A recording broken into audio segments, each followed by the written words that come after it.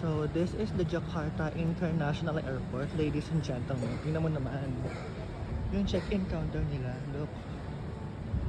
Nakaka-first world country. So, I'm looking for my Singapore Airline check-in counter. Tingnan mo. Oh. Diba? Ano sinabi ng Pilipinas? Wala. Siyempre wala. So, we are now going to check in. And we are business class. Hindi ko siya makita. So, I think kahit sa ano lang siguro. Ang ganda ng check-in counter nila. Nakakaloka. So, we are now heading to the departure gate. Natagalan ako sa tax refund. But all good. Where's the gate? Is it here? Saan? O, diba? May pa-arko sa kanilang departure gate. We are done with immigration. It's now time to the lounge, of course. So, they changed my flight ng mas early. Instead of 7 p.m., 5 p.m. Ang kaso, wala na daw akong food sa business class seat ko. Nakakaloka. Pero okay lang naman.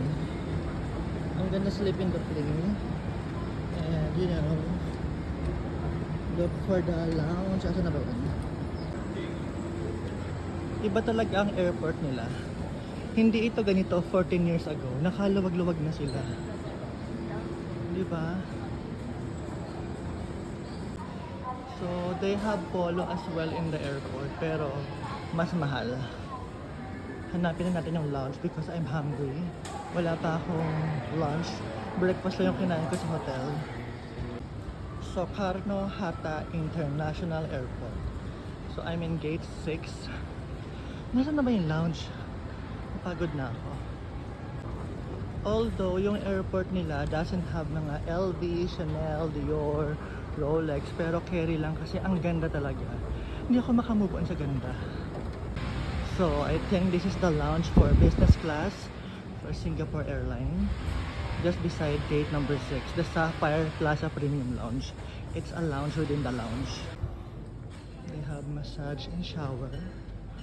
Oh my god, ang ganda ng lounge nila. I cannot. So the business class lounge for Singapore is inside of this lounge. So nandun siya. Pero parang I wanna check muna the food here sa pang-commoner na lounge. Ang arte. So, for the commoner lounge, ito yung mga food nila. Parang promising nila. Mindstone soup. What's this? Chicken schnitzel with barbecue sauce. This is baked potato. And this is there. On this side, you have ay, gusto ko to. Spicy chicken. Noodles, vegetable, and some rice. Ito na tayo sa business class area. You can also request for chef to make your own meal. And may mga fresh produce sila. So, mas empty kasi nga hindi tayo pang common. Let's see the food.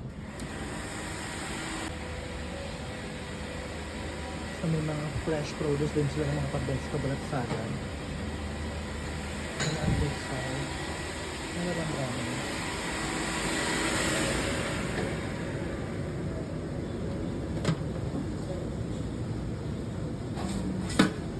Fried noodle. Wala mas pagpapin sa labas. From here, I think this is somewhere.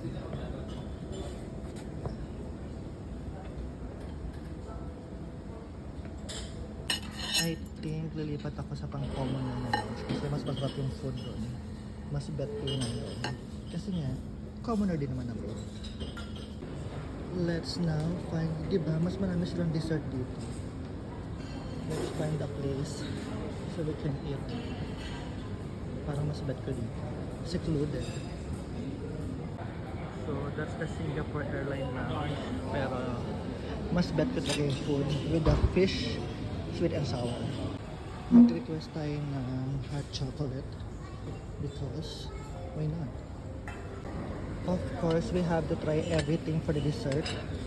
Chocolate donut, brownies, red velvet, strawberry pudding, and ang class dito kasi you can request for your own coffee. I ordered iced caramel macchiato and sobrang torn ako kaya nag-order din ako ng hot chocolate. O diba? Let's try the... Oh, sarap.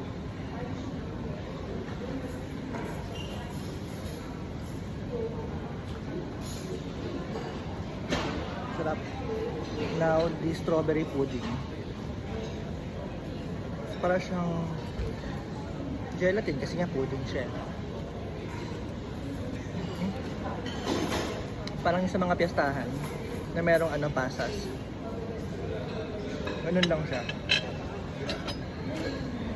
Dito ako na na-intriga sa brownies.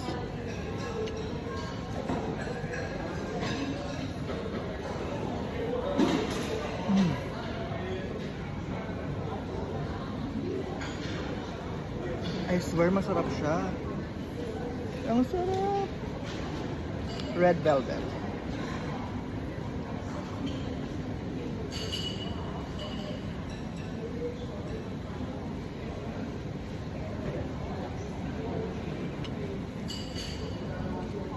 So, and then the donut. Wait lang, yung flight ko 2 hours pa.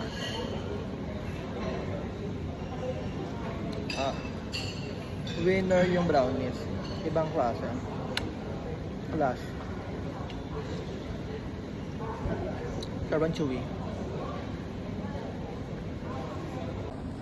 So, let's also try this Korean meatball noodle. Yung nandun. Pero hindi lahat nilagay ko kasi hindi naman sila alam. We are now boarding. So, dito daw tayo. On the left.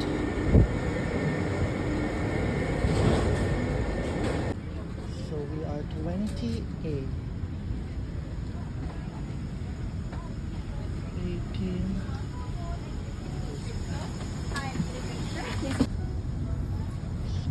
28. Our seat.